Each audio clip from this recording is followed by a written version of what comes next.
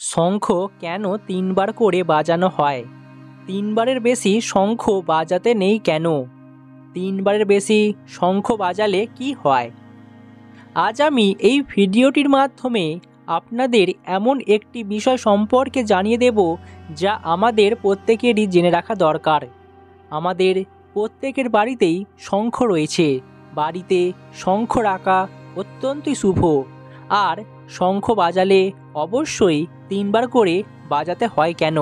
আমাদের মনে প্রত্যেকেরই প্রশ্ন আসতে পারে। আজ আমি এই ভিডিওটির মাধ্যমে আপনাদের বিস্তারিত জানিয়ে দেব। আশা রাখব আজকের ভিডিওটি সম্পূর্ণ দেখুন। দেখার পর বাকি আপনজন বন্ধু প্রিয়জন বন্ধুদের মাধ্যমে শেয়ার করে দিতে ভুলবেন না। শুরু করা যাক আজকের মূল বিষয়ে। আমাদের প্রত্যেক হিন্দু বাড়িতে সকাল এবং সন্ধ্যাবেলায় পুজোর পর শঙ্খ বাজানো হয়। দিন শেষে আমরা যখন পুজো অর্চনা করে উঠি, তারপর ভগবানের উদ্দেশ্যে আমরা শঙ্খ বাজিয়ে থাকি। এই রীতি আমাদের সেই প্রাচীনকাল থেকে চলে আসছে। এটা কোনো নতুন কথা নয়। আমাদের হিন্দু ধর্মে শঙ্খকে অত্যন্তই একটি গুরুত্বপূর্ণ বিষয় হিসাবে ধরা হয়ে থাকে। যে কোনো শুভ কাজে, যেমন বিয়ে, ধর্মীয় অনুষ্ঠান, এছাড়াও প্রাকৃতিক দুর্যোগের সময় আমরা দেখেছি শঙ্খ বাজাতে। এই শঙ্খ বাজালেই জীবনে বিভিন্ন দিক থেকে উপকার পাওয়া যায়। তবে শঙ্খ কেন তিনবারের বেশি বাজাতে নেই? অবশ্যই আমাদের এই বিষয়টিকে প্রত্যেকেরই খেয়াল রাখা দরকার। প্রথমত বলা হচ্ছে, প্রাচীনকালে বিশুদ্ধতা এবং বিজয় উভয়েরই প্রতীক ছিল শঙ্খ। আবার এটাও আমরা জেনেছি, মহাভারতে কুরুক্ষেত্রের যুদ্ধের সময় যখন সকালে যুদ্ধ শুরু হতো, তখনই শঙ্খ বাজানো হতো। এর অর্থ হলো সকালে শঙ্খের ধ্বনি যুদ্ধের সূচনা করে, যুদ্ধের খবর বয়ে নিয়ে আসে। প্রাচীনকাল থেকে সন্ধ্যাবেলায় শঙ্খ বাজানোর নিয়ম চালু হয়েছিল। সন্ধ্যাবেলায় শঙ্খ বাজানোর অর্থ হলো সারাদিনের যুদ্ধের সমাপ্তি ঘটিয়ে শান্তির বার্তা বয়ে নিয়ে আসা। আরেকটি নিয়ম হলো শঙ্খ তিনবার বাজাতে হয়। শঙ্খ বাজানো হয় জীবনে সুখ শান্তি ফিরিয়ে আনার জন্য। বাড়িতে সকল প্রকার অশুভ শক্তি যাতে প্রবেশ করতে না পারে, জীবনের খারাপ প্রভাব বিতাড়িত হয় এবং জীবনে সৌভাগ্য ফেরে। তাই শঙ্খ তিনবার বাজানো হয়ে থাকে। শাস্ত্রমতে বলা হচ্ছে, নিত্য পুজোর পরে যদি শঙ্খ তিনবার বাজানো হয়, তাহলে পরিবারে সৌভাগ্য ফেরে, পরিবার থেকে সকল প্রকার অশুভ শক্তি বিদায় নেয়। শাস্ত্রে বলা হয়েছে যে বাড়িতে শঙ্খ তিনবার বাজানো উচিত।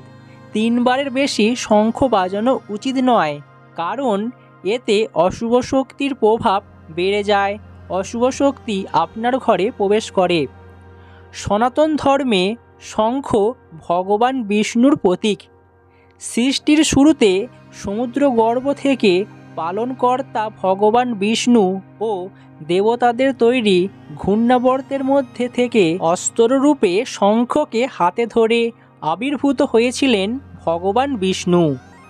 শঙ্খ ধনসম্পদ ও প্রতিপত্তির দেবী মা লক্ষ্মীর আব্রু। পুজোর আরতিতে দুই ধরনের শঙ্খ ব্যবহার করা হয়ে থাকে। একটি সাধারণভাবে বাজানো হয় পুজোর শুরুতে শঙ্খনাদ ধ্বনি উচ্চারণে, আর অন্যটি পুজোর সামগ্রী হিসেবে প্রতিদিন পুজোর রীতিনীতি পালনে প্রয়োজন হয়, কিন্তু কখনোই পুজোর আগে বাজানোর জন্য ব্যবহৃত শঙ্খটি পুজোর কাজে ব্যবহার করা উচিত নয়। কখনোই পুজোর আগে বাজানোর জন্য ব্যবহৃত শঙ্খটি পুজোর কাজে ব্যবহার করা একদমই উচিত নয়, এটি খেয়াল রাখতে হবে। শাস্ত্রে বলা হয় যে তিনবার শঙ্খ বাজালে ব্রহ্মা, বিষ্ণু ও মহেশ্বর এই তিন দেবতার সঙ্গে সমস্ত দেবদেবীরা আমন্ত্রিত হন। কিন্তু 3 বারের বেশি শঙ্খ বাজালে দেবের সাথে দানব কিংবা অসুরকে নিমন্ত্রণ পাঠানো হয়। তাই ভুলেও 3 বারের বেশি শঙ্খ বাজানো উচিত নয়। সমুদ্র মন্থনের সময় অসুররা 4 বার শঙ্খধ্বনি করে বলি অসুরকে নিমন্ত্রণ পাঠিয়ে জাগ্রত করেছিল। তাই 3 বারের বেশি শঙ্খ বাজালে সৃষ্টি, স্থিতি ও বিনাশের দেবতা মহাদেব, বিষ্ণু, ব্রহ্মার পাশাপাশি আসুরি শক্তিও নিমন্ত্রণ পেয়ে আপনার গৃহে প্রবেশ করে।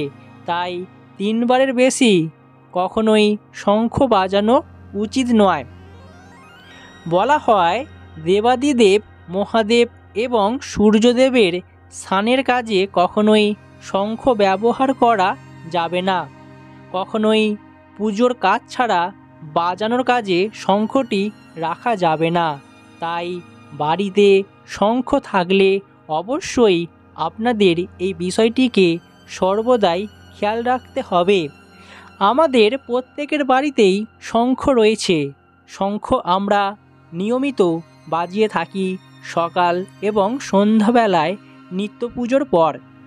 কিন্তু এই শঙ্খ থাকলে অবশ্যই আপনাদের এই বিষয়গুলিকে খেয়াল রাখতে হবে। পুজো করার জন্য মন্দিরে যে শঙ্খ রেখেছেন তার নিয়মিত পুজো করা উচিত।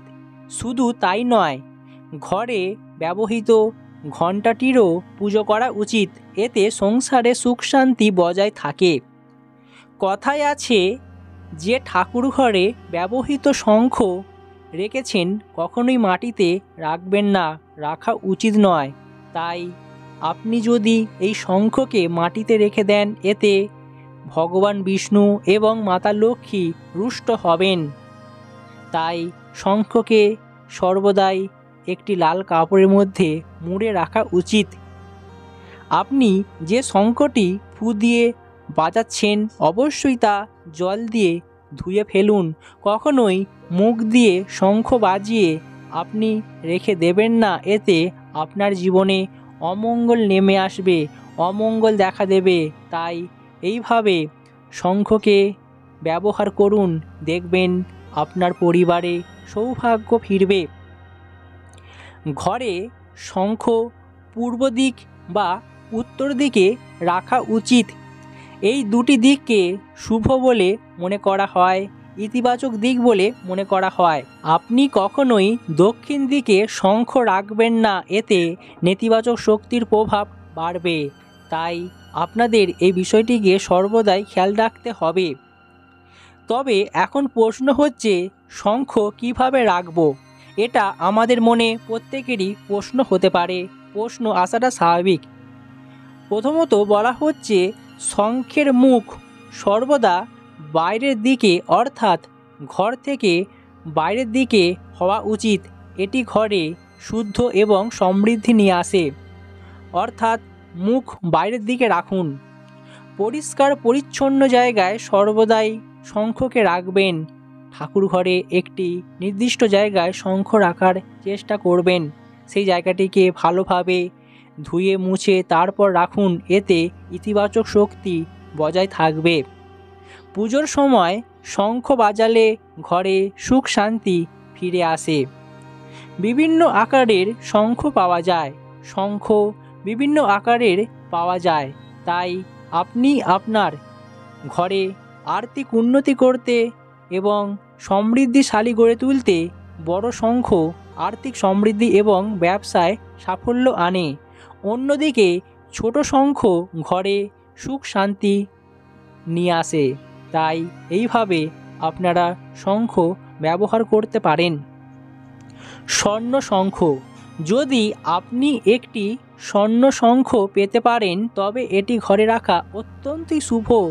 এর ফলে আপনার জীবন খুব শক্তিশালী হবে, প্রভাবশালী হবে। শঙ্খের উপকারিতা, যদি বাড়িতে নিয়মিত শঙ্খ বাজানো হয়, সুখ এবং শান্তি যেমন আসে, এর পাশাপাশি স্বাস্থ্যও ঠিক থাকে। ঘরে ইতিবাচক শক্তির প্রভাব সর্বদাই বিরাজমান। জীবনে ধনসম্পদ এবং সমৃদ্ধি নিয়ে আসে। ঘরে সর্বদাই প্রাকৃতিক শঙ্খ রাখুন, কারণ এটি বেশি শক্তিশালী। তাহলে আপনারা বুঝতেই পারছেন বাড়িতে শঙ্খ রাখলে কি হয়, আর শঙ্খ কেনই বা 3 বার বাজাতে হয়, 3 বারের বেশি বাজাতে নেই কেন। আজ এখানেই শেষ করছি, আবারও দেখা হবে অন্য কোনো ভিডিওতে খুব তাড়াতাড়ি। আপনাদের ভালোবাসা আমাদের একান্তই কাম্য।